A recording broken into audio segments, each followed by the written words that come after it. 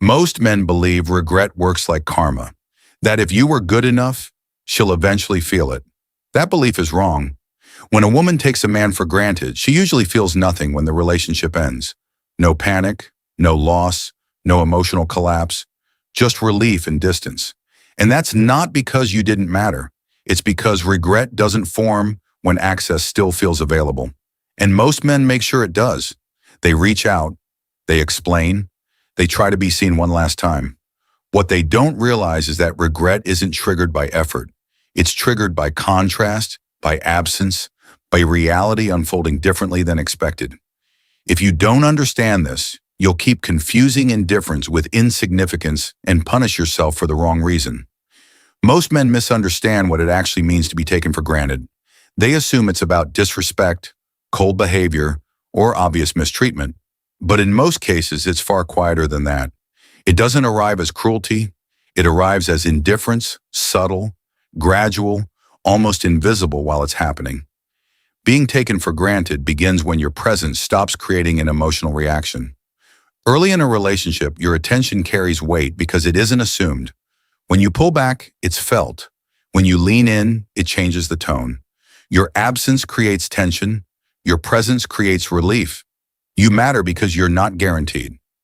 Over time, that dynamic can shift, not because you did something wrong, but because you became predictable.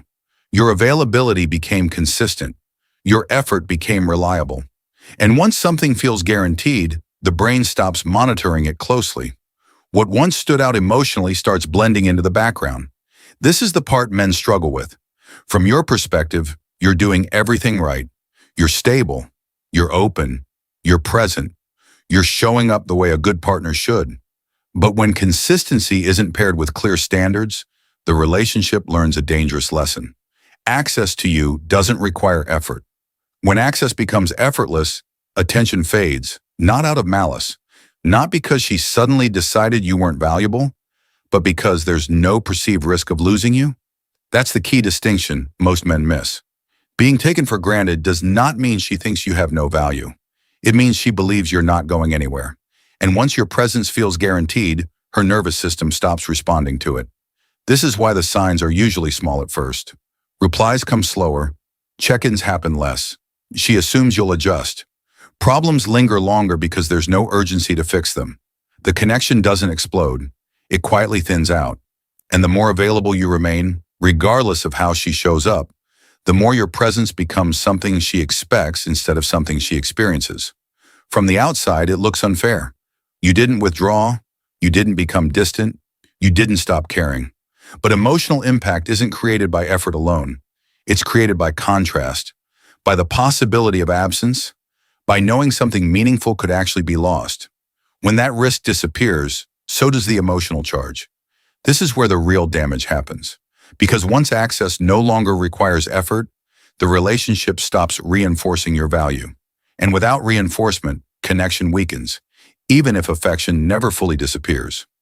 Understanding this is critical because it explains not only how men get taken for granted, but why what comes next unfolds the way it does. Most men expect regret to show up immediately after the breakup.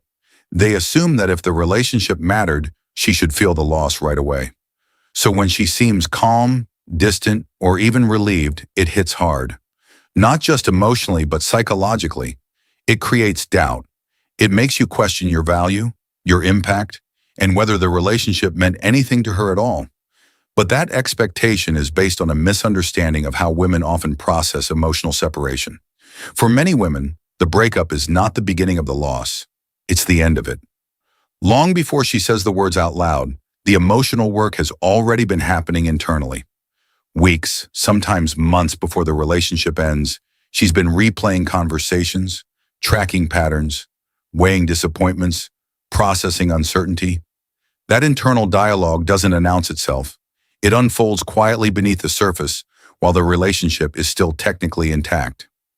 During this phase, disappointment rarely comes out cleanly. Instead of direct confrontation or immediate departure, it accumulates small moments where she feels unheard, times where expectations go unmet, a growing sense of emotional distance she can't quite articulate. Each instance adds another layer to the decision she's slowly forming. By the time she finally ends the relationship, she's already grieved much of what she's losing. The breakup isn't a shock to her system, it's a conclusion. This is why the aftermath looks so confusing to men. While you're just beginning to process the loss, she appears emotionally steady, sometimes even lighter. Not because she's happy about ending things, but because the tension of indecision has been released. The internal conflict she carried while deciding whether to stay or leave is finally gone. What you're often witnessing isn't indifference, it's relief. Relief from the mental weight of uncertainty, relief from carrying unspoken disappointment, relief from being stuck between wanting things to improve and believing they won't. And there's another layer that prevents regret from forming at this stage: access. Immediately after the breakup, her mind doesn't register permanent loss. Even if communication slows or stops, there's often still a sense of control, a belief that she could reach out if she wanted to. That optional access keeps the emotional system from recognizing that something is truly gone. Regret requires distance, it requires contrast, it requires reality to unfold differently than expected. Right after a breakup, none of that exists yet. She hasn't lived without you in a meaningful way.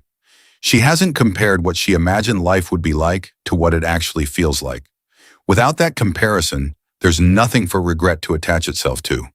This is where men misread the situation. The absence of regret in the beginning doesn't mean you didn't matter. It means her emotional timeline started earlier than yours. And until time, distance, and reality do their work, regret simply has no place to land. There's a psychological rule most men don't understand, and it explains almost everything that happens after a breakup. The human brain cannot regret losing something it still believes it can access. Regret requires finality. It requires the nervous system to register. This is gone. And as long as the mind believes there's a door still open, even slightly, that signal never arrives. Right after a breakup, many women still feel a sense of optional access. Even if communication stops, the assumption often remains, if I wanted to, I could reach out. That belief alone is enough to delay regret. The emotional system doesn't experience loss when it thinks retrieval is possible. This is where men unintentionally sabotage themselves. Chasing, checking in, sending emotional messages, trying to explain, trying to prove value, trying to stay present just in case. From a man's perspective, these actions feel logical. They come from fear of loss and a desire to repair. But psychologically, they do the opposite of what he hopes. They confirm access. Every message reinforces the idea that you're still available. Every attempt to reconnect tells her nervous system there's no real distance yet. And without distance, there's no contrast. Without contrast, regret has nothing to attach to. Regret doesn't form because someone realizes you were good. It forms when reality diverges from expectation. When life without you doesn't feel the way it was imagined. When absence creates a noticeable difference, as long as you remain emotionally present, that comparison never happens. This is why men who try to show up better after the breakup often get the coldest response. Not because their effort is wrong, but because effort offered without boundaries increases predictability. It makes you more accessible, not more impactful. The more you try to demonstrate value, the more you remove the very conditions that allow value to be felt. From the outside, her response can look like indifference, a lack of emotion, a lack of care. But that interpretation is misleading. What you're actually seeing is a system that hasn't registered loss yet. Emotion doesn't surge when something fades slowly. It surges when something disappears clearly. As long as her emotional system believes you're still there, still reachable, still responsive, still waiting, there's no urgency, no contrast, no internal reckoning. This is why regret, when it happens at all, comes later. Not during the chaos of the breakup, not while access still feels possible, but after time has passed, after silence has settled, after reality has had a chance to unfold without you in it. Until then, what looks like coldness isn't cruelty. It's the absence of a signal. The loss hasn't landed yet. One of the most painful parts of a breakup for men isn't just the loss itself, it's the timing. Because male regret and female regret operate on completely different clocks. For men, regret usually arrives after the loss. The relationship ends, access is cut, and the routine collapses overnight. That sudden absence creates shock. The mind scrambles to make sense of what just disappeared. Memories resurface. Conversations replay. Moments you dismiss suddenly feel heavy. Regret rushes in because the loss is immediate and undeniable.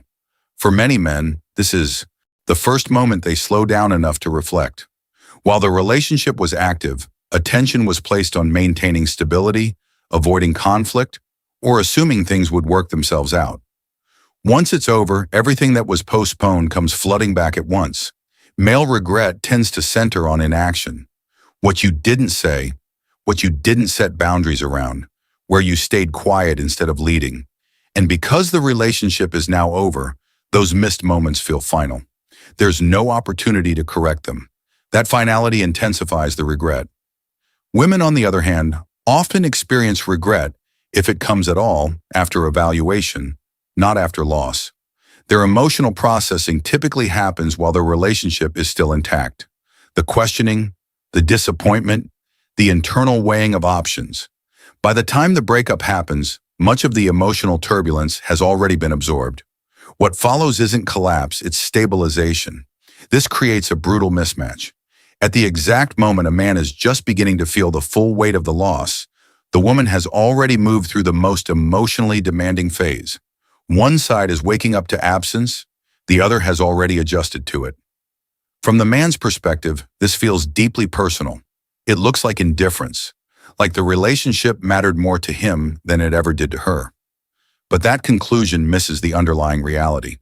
This isn't about who cared more. It's about when the emotional bill came due.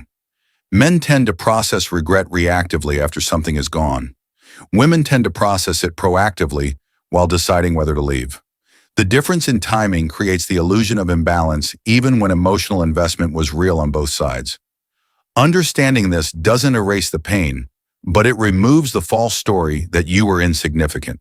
The timeline wasn't a judgment of your value, it was a difference in emotional sequencing.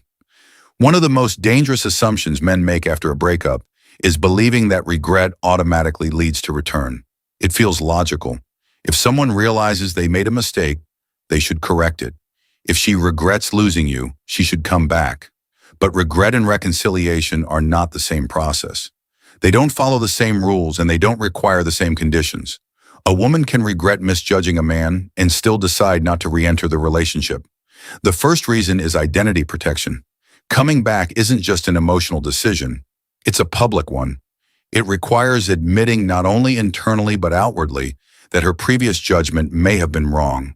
For many women, that threatens how they see themselves. It challenges their belief in their intuition, their emotional intelligence, their ability to read people. Protecting that identity can feel more important than reopening a connection, even if regret exists. Then there's pride and social accountability. Relationships don't exist in isolation. Friends, family, and peers often know about the breakup. They may have supported the decision. Returning can feel like moving backward instead of forward. It can feel like losing face. Even quiet regret can be outweighed by the pressure to appear consistent, decisive, and emotionally resolved. Another powerful barrier is the fear of being wrong twice. Regret might acknowledge that something valuable was lost, but returning carries risk. What if the same problems resurface? What if the relationship fails again? The emotional cost of repeating the pain can feel heavier than the cost of living with regret.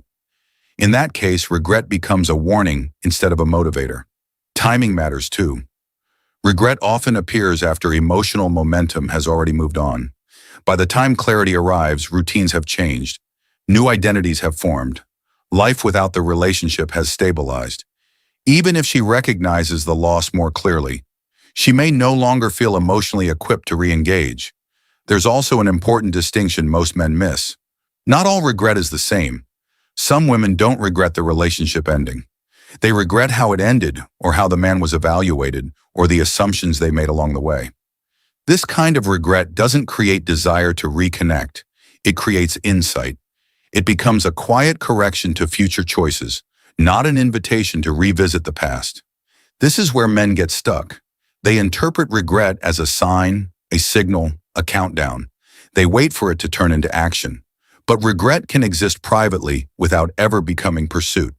And when a man ties his sense of worth to whether regret turns into return, he hands over control of his emotional state to an outcome he can't influence. The hard truth is this: regret doesn't define your value, and it doesn't guarantee reconciliation. Sometimes the most accurate outcome of regret isn't reunion. It's growth, not just for her, but for you. Understanding this isn't about becoming cynical, it's about removing false hope.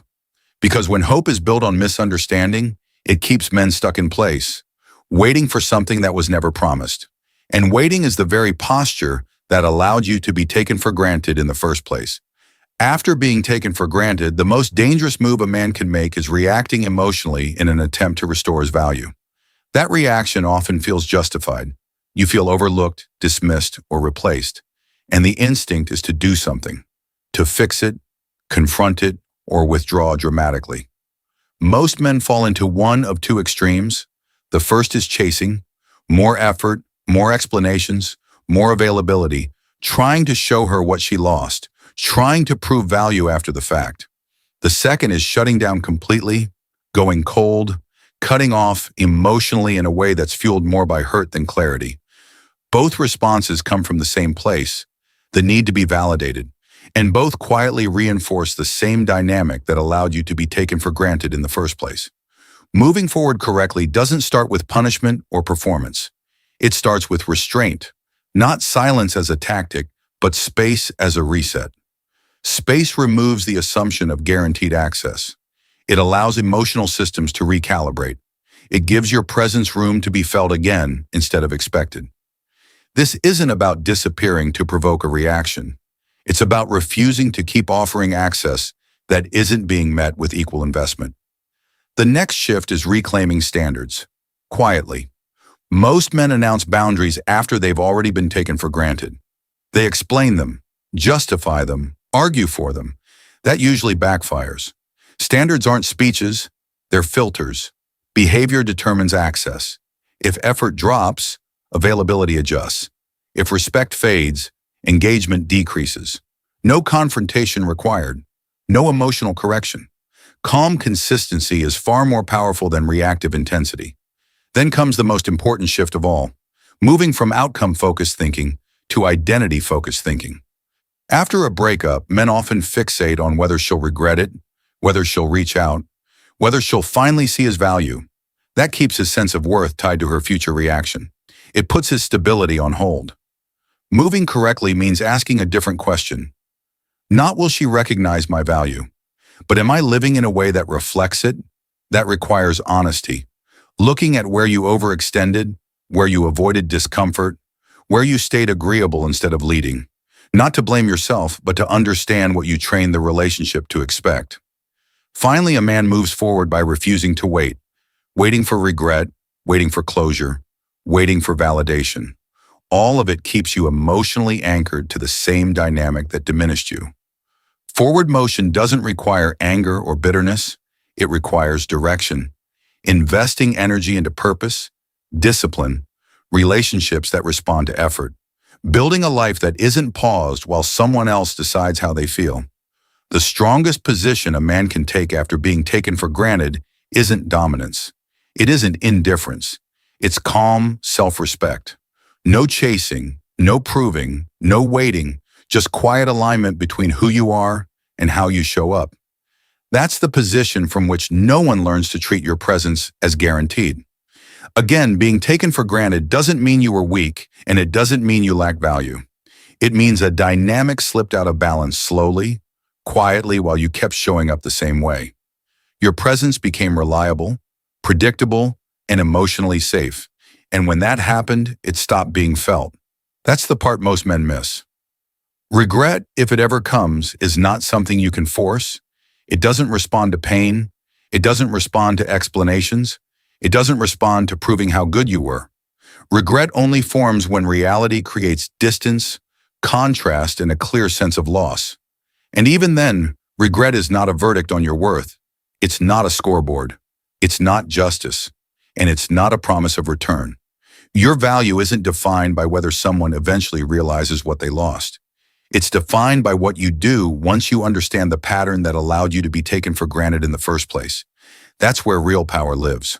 Not in waiting, not in hoping, not in needing validation from someone who already learned how to treat your presence as guaranteed. Real strength is quiet. It's grounded. It's standards without speeches, direction without hostility, self-respect without performance. When you stop measuring yourself by her future regret, you start realigning with your own identity. And men who move from that place don't chase closure. They don't bargain for recognition. They don't pause their lives waiting to be chosen again. They move forward cleanly. If this video gave you clarity instead of comfort, take a moment to subscribe. This channel is for men who want to understand emotional dynamics without lying to themselves. And if you've ever been taken for granted, leave a comment, not to vent, but to reflect. Share this with a man who's stuck asking the wrong question. Because the question isn't whether she'll regret losing you. It's whether you'll ever allow your value to be treated as optional again.